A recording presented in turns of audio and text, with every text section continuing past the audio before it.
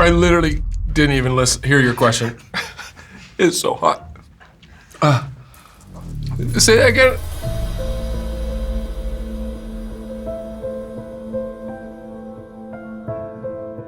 Hey, what's going on, everybody? For First We Feast, I'm Sean Evans, and you're watching Hot Ones. It's the show with hot questions and even hotter wings. And today we're joined by Will Ferrell. He's a comedy icon with a storied career in TV and film that spans decades. And he has a new film. It's called Downhill, in theaters February 14th. Go check it out, but first, The Wings of Death. Will Ferrell, welcome to the show. Thank you, Sean. How do you handle your heat, Will? I enjoy spicy food to an extent. Yeah, how about yourself? Well, I do. By vocation. I do have to say, I do have a very active ulcer right now. Oh. So I don't know if that'll be an issue. Not at all. Don't Great. even worry about it. Great. And I should say, full disclosure, Yeah. we were supposed to do this interview with Will and Julia Louis-Dreyfuss. Right, but she's under the weather. And you cannot be taking on the wings of death when you're under the weather, you know? No, there's no way. There's no way. So the interview might be a little funky today. But Yeah. we're calling it audible. Right. And we got Will. We can do it. And we're gonna make it work. Absolutely.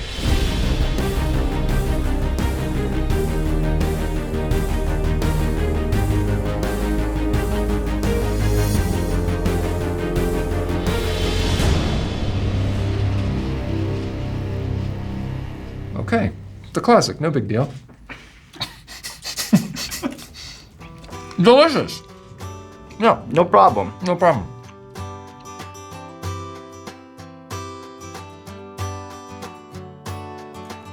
So I'm curious about the production process on Downhill. The behind the scenes photos, they're beautiful. Same with the trailer. I know it was shot in Austria, but I do have to imagine that shooting in the slopes like that day in and day out, there had to have been some logistical challenges. Absolutely, yeah. That was, I mean, you know, we're shooting most of the movie outdoors.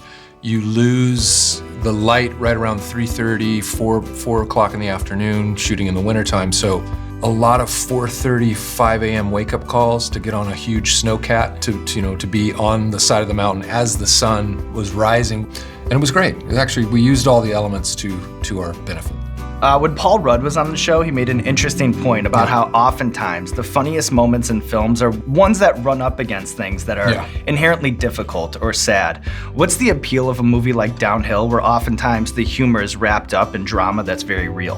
The humor really comes from the fact that we play very relatable characters. Everyone's sitting back going, oh my gosh, that's my husband or that's my wife, and either fortunately or unfortunately, I've been in that awkward situation, and you kind of at the end of the movie, in a beautiful way, don't really know what's going to happen with them, which I don't think we find in movies a lot of times nowadays. I was hoping you were going to have a tamale pica. Oh, Lucky you. that was like Christmas morning. If what you gave people on Christmas morning were hot wings. Yeah. You shall be so lucky. So beyond skiing, I know that you're a huge sports fan, and then you even studied sports broadcasting in college. Do you remember how you discovered Harry Caray, and then what do you think is his most unique trait as a sportscaster? Sadly, the tamale pica, that's just number 2, is already doing a number. That's just 2. I know. Okay. Julia left you hanging over here. Can I Will. I'm gonna have a little Go sip ahead. here. Go ahead.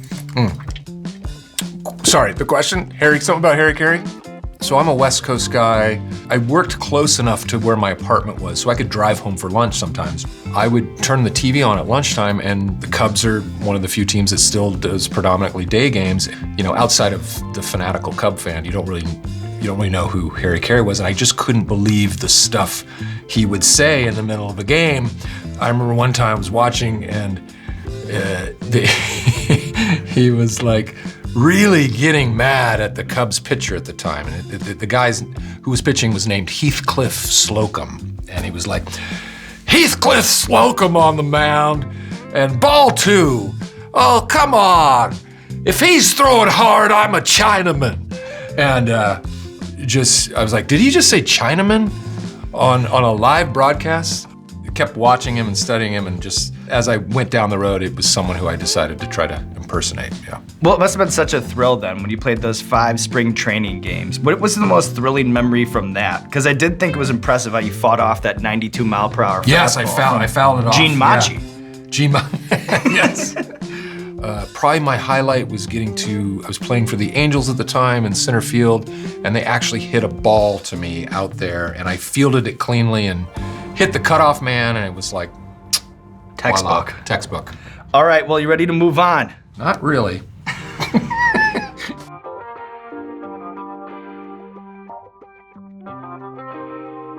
Delicious. It's a good plug for Fiji Fire, right? Mm-hmm. Well, they all get plugs eventually. Yeah, but they don't have to be good, Will. Oh, you know okay. what I mean? Yeah, you're right. If you want to slam a bottle, if you want to slam a label. Oh, trust me, if it gets weird, I'm not gonna hold back. So when we had Seth Meyers on, he talked about how one of the main roads to success in comedy, it used to be directly through the improv theaters in Chicago. Right. And you started at the Groundlings. Is the live stage show still the best place to cut your teeth in comedy, or is that path more or less given way to the internet? That's a good question. I mean, I think, I think it's a combination of both. I think now you have this whole other universe, whole other outlet to record sketches or characters and put them online and have people discover it that way. At the same time, there's just no substitute for, honing your craft in front of a live audience and getting that immediate feedback. If your aspirations are being on a show like Saturday Night Live, it's invaluable. For us at the Groundlings, it was much more of an emphasis on writing sketches. Improv kind of came secondary. So by the time I got to Saturday Night Live, I had a huge advantage. I knew how to write for myself, which isn't always the case. It's not like you show up at that show and they assign you 3 writers just to take care of you. It's very much feast or famine. So I would encourage trying all of those mediums in a way.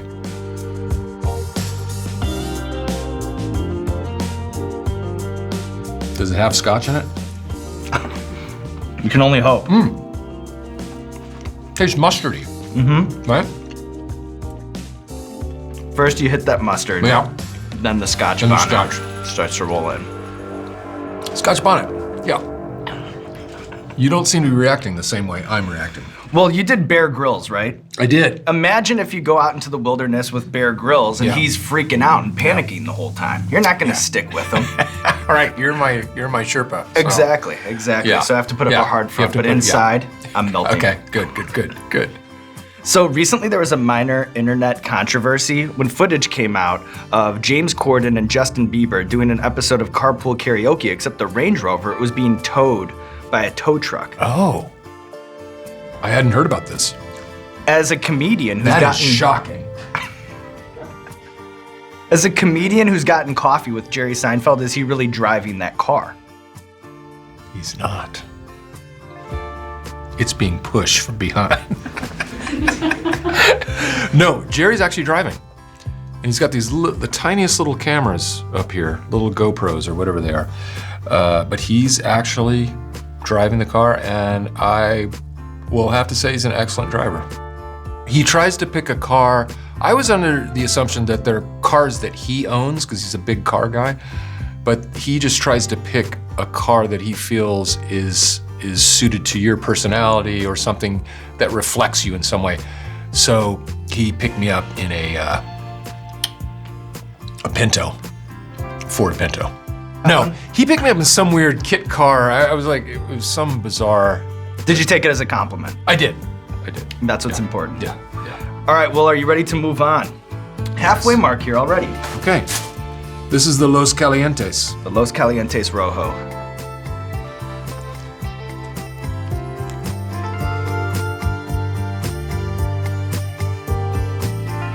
These wings are perfectly aged. Delicious dry chicken. All right, well, we have a recurring segment on our show called Explain That Gram, where we do a deep dive on our guest's Instagram, pull interesting pictures that need more context. Okay. But you have sworn off social media altogether. I'm not really, I respect it. into I social. tip my cap to it. Yeah. But we still dug deep. I was on Twitter for 4 days What made you throw in the towel there? because I was tweeting about something. I was promoting some charity event I was gonna do, and people were like, "That's not Twitter. What's Twitter is for? Stop. We want to hear about your life." Yeah, I got shouted off Twitter. I was like, I can't take it. I'm off. All right, but you know what? Well, you still have pictures on the internet. I'm sure I do. We've pulled a couple. So on the topic of the Cubs, here you are eating what looks to be a slice of Lou Malnati's pizza. Yep. For those of you who enjoy deep dish pizza, I think you'll all agree that like the first piece is delicious, especially if you're hungry for pizza, and then the second one puts you to sleep. You know, Ryan Dempster gets a lot of credit for being one of the funnier Clubhouse guys. He's very funny, yeah. And I think he gave me, I was throwing out the first pitch, he gave me his glove. Whoa. Believe it or not. How nice is that? The glove seems kind of sacred to a baseball player, you know? I kind of understand a wristband or whatever. An hour later, I got $500 for it. Who do you think was the funniest athlete you ever worked with at Saturday Night Live? Definitely Shaquille O'Neal. We did a sketch in which it's actually, you can find it online, but it was cut for time, but we did a sketch where the cast was, I was in footy pajamas and the cast is picking on me, and Shaq came over and shooed them all away, and then proceeded to sing a song called "No One Hurts My Little Man," and then picked me up in his arms and serenaded me. It was very bizarre. I don't want to jinx it, but I feel like I'm doing pretty good. Staying on the topic of food, what was a more traumatic dining experience for you? Eating that maple syrup and fudge spaghetti on Elf, or eating a grilled reindeer's eyeball when you were surviving up in the northern? Oh, definitely the eyeball. The eyeball was slimy and gelatinous, and then you crunched down on the cornea. And then you get into that middle squishiness. Yeah, there's no question. I mean, little maple syrup on spaghetti, who cares? a reindeer eyeball, 20 miles north of the Arctic Circle, not good.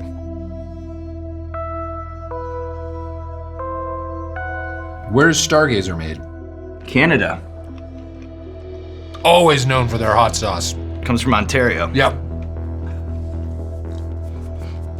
I call Ontario the Mexico of Canada. Yeah. How's that one? Because of their hot sauce. Not bad. Handling it. I'm okay. Doing great. I'll take a little sip. Go ahead. Oh, wait. So as an icon Creeps up on you a little bit. with decades in the comedy game, it's only right with you here that we verify some of the folklore surrounding Will Ferrell. Okay. Is it true that the prosthetic testicles that you got from the set of Step Brothers, Yes. your most treasured keepsake? One of definitely. Top 5?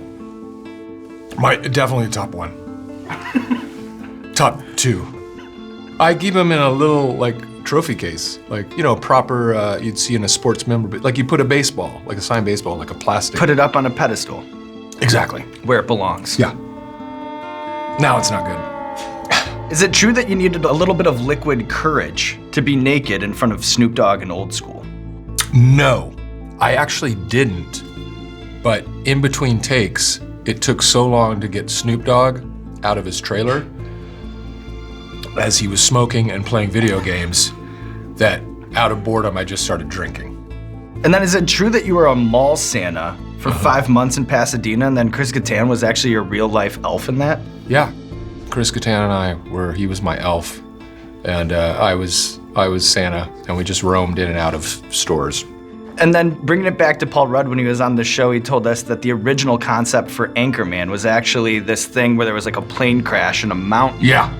And you were surviving like you were being hunted down by apes. It was going to be like a movie about newsmen meets like the movie Alive, where they have to survive in the mountains, yeah. And it was all about trying to survive and get down the mountain while being stalked by chimpanzees with Chinese throwing stars. Needless to say, Hollywood said no.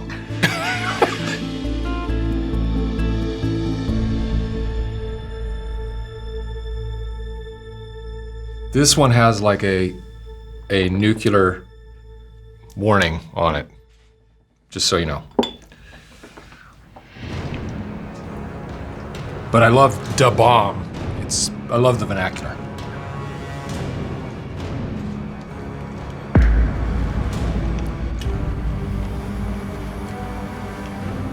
This is gonna be terrible. I know it. Immediately. Yeah, immediately. Yeah. Yeah. Woo! Yeah. Let me just hit you with one of Julia's questions. Jeez, whoa. The Friends vs. Seinfeld debate, it rages on the internet. I'm not gonna ask you to weigh in, but why do you think there is so much divisiveness between those fan bases? Oh, is there? I had no idea. Awful, by the way. Right? Yeah. Terrible. Friends, Seinfeld groups hate each other? Hatfields and McCoys. Uh-huh.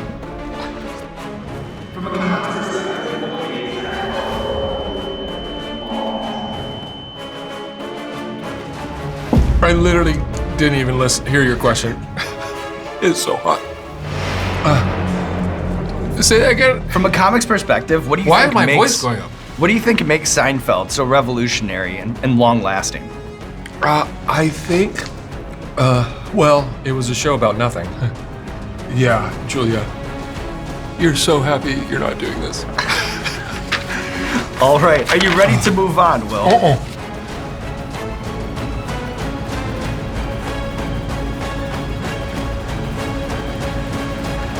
Let me just...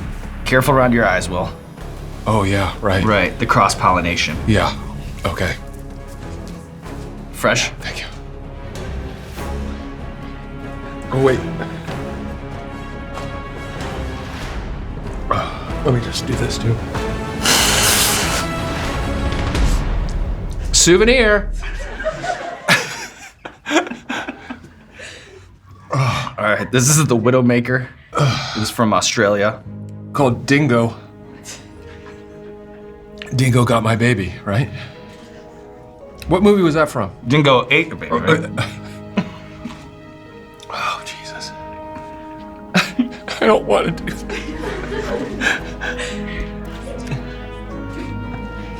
Oh. Ooh.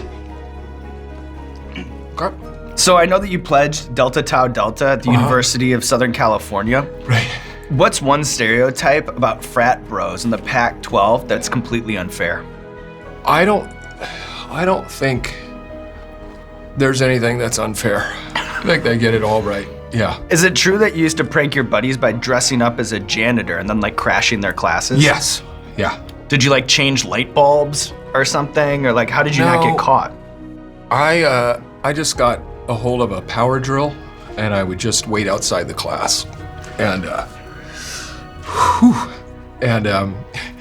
just, operate the power drill and then walk into the class and pretend to start fixing things. Luckily, the one teacher that would do it to the class, he loved it. And I would just pretend to, I was like, I gotta take care of the electrical outlet here. He's like, take all the time you need. All right, Will Ferrell.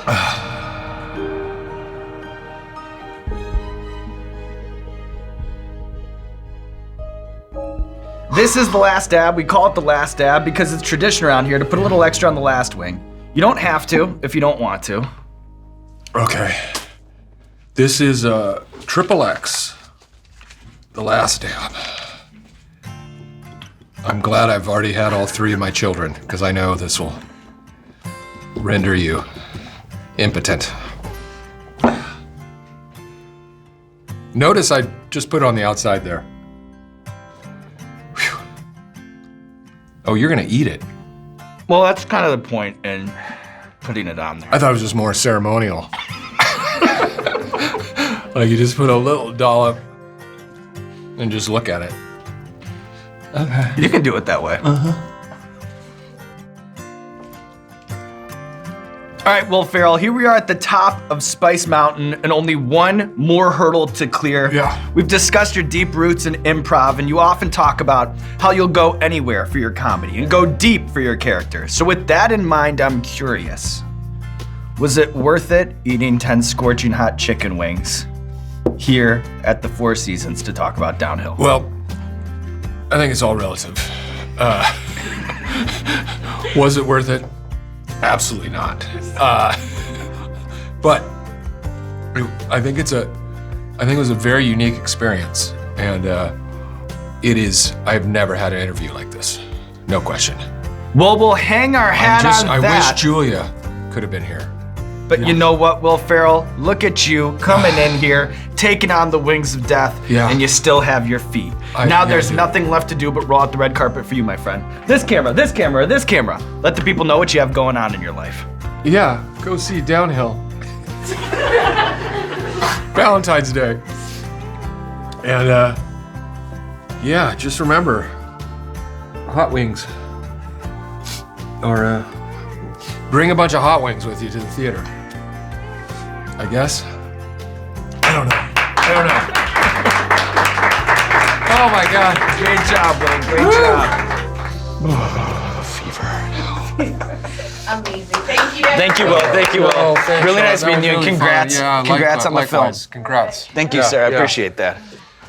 That is the craziest ass shit. Woo.